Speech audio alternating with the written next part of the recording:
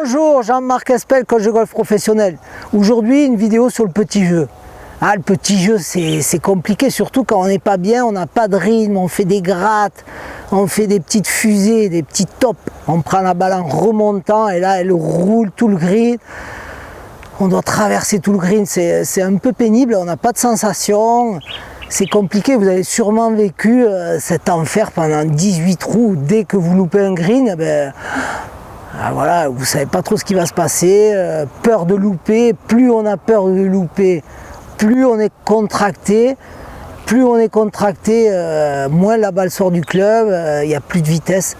Donc aujourd'hui, je vais essayer de vous donner confiance sur une technique qui va vous faire du bien parce que quand vous l'aurez travaillé, ça va vous paraître beaucoup plus facile sûrement que ce que vous entendez ou ce que vous apprenez. Alors je ne dis pas que ce que vous apprenez n'est pas bien, mais c'est une technique nouvelle ou une technique qui est déjà utilisée, qui fonctionne peut-être. Vous avez sûrement déjà entendu, voilà, il faut garder le même mouvement, changer de club, pour qu'elle parte plus basse, mais le problème, chaque fois qu'on change de club, la position de la balle n'est pas la même, la vision du club n'est pas la même parce que vous vous retrouvez avec un club un petit peu plus fermé et le dosage et les trajectoires sont beaucoup plus difficiles à créer.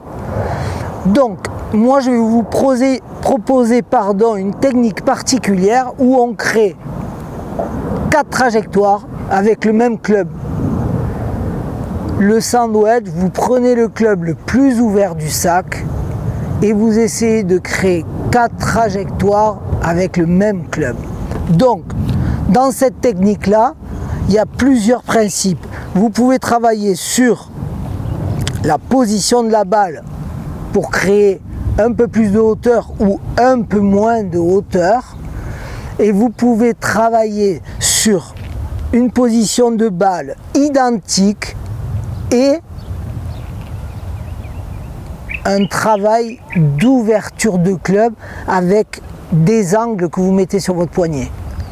Je vous fais une petite démo. Donc voilà, là je vais vouloir une balle un petit peu plus haute.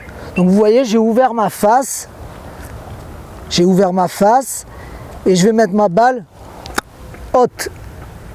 Ok, donc là j'ai conservé une face de club ouverte tout le long du mouvement par un angle de poignet.